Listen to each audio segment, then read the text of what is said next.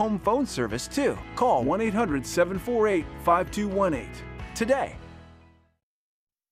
5, 4, 3, 2, 1.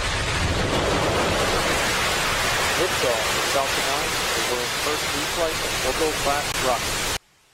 Okay, so SpaceX was a big disruptor this year, reusing a rocket to send a payload into space for the first time ever. So that was back in March. And since then, they've had 2 other successful launches and landings of reused rockets.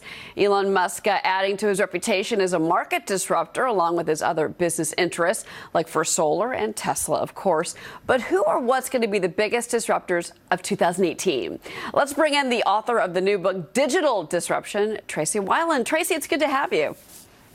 Thank you. Happy holidays to you. Yeah, you as well. I mean, why do you think that the disruption is actually happening, especially when it comes to technology? I mean, so many things in our lives now depend on technology. You say that's going to continue. Oh, absolutely. I think there's, proof of the pudding is over 8 billion connected devices in the world. In the U.S., we have a ratio of 3 to 1 use of devices, and we are so dependent on it. And so now we're at the tipping point of having so many technologies that can actually combine with each other to do, different things better. It's interesting because you point out in the book, and we're going to talk about it here, you predict about the the predictions for 2018. But I'm interested in this. You predict a disrupted society. What does that mean? Well, disruptive society is just that if you're texting every day, using a lot of apps, using ride sharing, you're an Amazon Prime member, clearly you are dependent on technology, and you'll be looking for more and more ways for people to use that technology to service you, whether it's in the food industry, whether it's through delivering your products faster, whether it's having inventory on the shelves, whether it's in your healthcare system. You are disrupting as a society and also having higher expectations. I hope that you think that that's a good thing. I know many of our viewers love having Uber and Airbnb, but I want to bring up some of the specific names. You talk about Uber, this, again, transportation at some point without drivers, but right now without driving. Airbnb, again, no hotels. This is just opening up homes. And then, of course, you mentioned Amazon, which has really been somewhat, say, the death of brick and mortars. I mean, do you see more examples of this happening in 2018? Is there another company that we're not looking at that we should be? Sure. I mean, just think about how you connect supply and demand, even in like the real estate industry, the buyers and the sellers. How do we get them together closer? Virtual reality tours. Maybe we can automate the process of the buying and the selling without a realtor, having smart lock boxes, automating the paperwork.